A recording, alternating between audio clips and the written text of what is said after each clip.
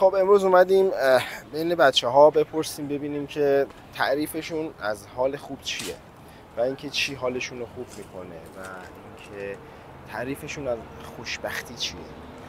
خیلی تعریف‌های متفاوتی دارن از خوشبختی، ولی میخوام بدونم که نظر این قشر دهه 90ها و دهه 80ها چیه. بریم ببینیم. احساس خوشبختی میکنیم؟ بله. نه لزوما، احساس شادی میکنم. بله تقریبا کامل نه ولی تقریبا.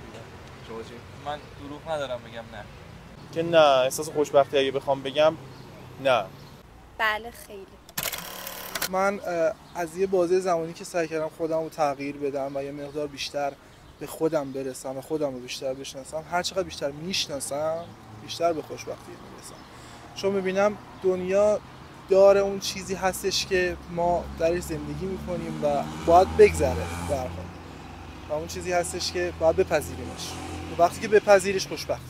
احساس خوشبختی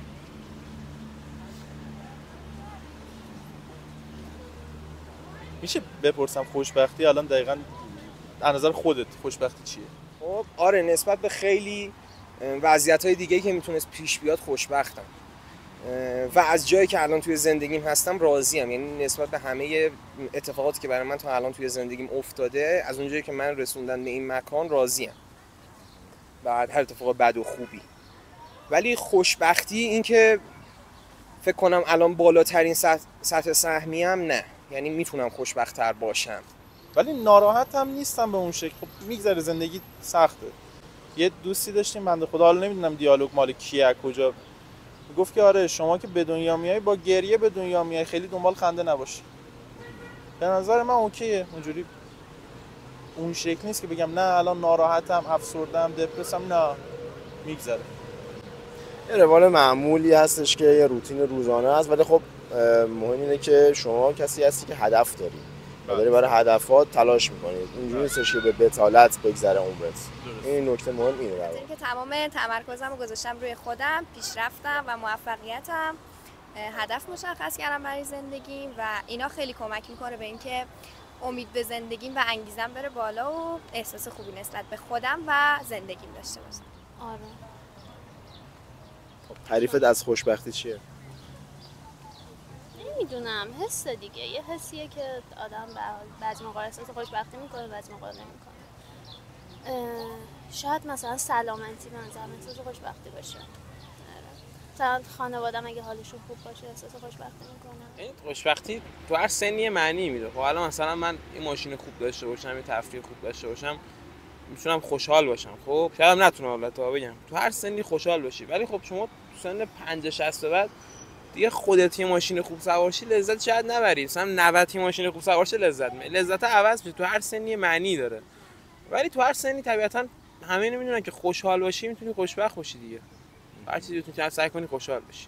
خب تعریفم از خوشبختی به نظر من بیشتر داشتن اون آرامش درونی، اون داشتن اون شادی، خوشحالی و اینکه یه نوع رضایت از زندگی هستش. حتی نه که خب آدم، یعنی حتی مثلا اون اگه سختی چیزی هم هست آدم میتونه باشه که سخته فلان، باشه که اوکی سختیه ولی خب میگذره و سعی کنه مثلا از اون تجربهشو کسب کنه و اونقدر مثلا اگه اتفاق بدی هم بیفته بهش فکر نکنه، زیاد اون تجربهشو بیشتر داشته باشه. میگم همین باعث میشه که آدم اونجوری ذهنش درگیر نشه و احساس خوبی داشته باشه. من نظرم خوشبختی اینه که آدم اون امنیت‌های زندگی رو داشته باشه، بعد کنارش یه وقتی یه در واقع موقعیتی هم داشته باشه بتونه حالا روی بهتر کردن خودش کار بکنه. به نظر من مثلا اینا میتونه یه جایی باشه که آدم احساس رضایت بکنه از هم موقعیت اجتماعی خودش، هم وضعیت زندگیش، هم کاراکتری که داره، یعنی اون چیزی که خودش ساخته. به نظر من اینه که من فکر می‌کنم فقط بخش سومش الان دارم. یه حس درونیه و خب لزوما به اتفاقای دورت نیست. یعنی ممکنه بدترین شرایط‌های ممکن هم داشته باشی اما خب باز احساس خوشبختی بود. بیشتر یه حس درونیه که باید بهش برسی و تجربهش بکنی. تعریفم از خوشبختی فکر می‌کنم همین که توی زندگی ارزش خودمون رو بفهمیم و متوجه بشیم که چقدر با ارزشیم و چقدر باید به خودمون اهمیت بدیم باعث میشه که خیلی احساس خوشبختی کنیم و تلاش کنیم برای اینکه هر روز از دیروزمون بهتر باشیم. نظر من خوشبختی اینه که مثلا وقتی بیرونی فکر و خیال نداشته باشی، دلت خوش باشه، مثلا فکر نکنی تشتی میشه قبلش چی بوده، اینکه مغزت آزاد باشه دیگه، آرامش داشته باشی.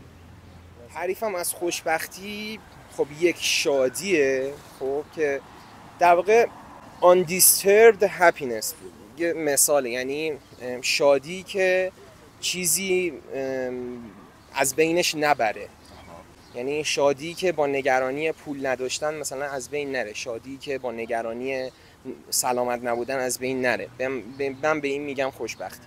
خدمت شما عرض کنم که خوشبختی بستگی داره هر کسی خوشبختی تو چی ببینه. مثلا من رسیدم به اهدافم میبینم، اگه به اون اهدافم برسم که فبا خیلی سخته تو این وضعیت، اون موقع شاید احساس خوشبختی کنم، ولی الان نه. الان یه روتینیه که به مرحله دانشجو رسیدی و دانشجوی خودش آدمو 2-3 سال عقب میندازه، همونطور که میگن سربازی عقب میندازه. حالا من دارم میرم تو بودایی که مثلا چی میشه که آدم احساس خوشبختی میکنه، حالا یا کاره یا مثلا تفریح، نمیدونم موفقیت تو درسه.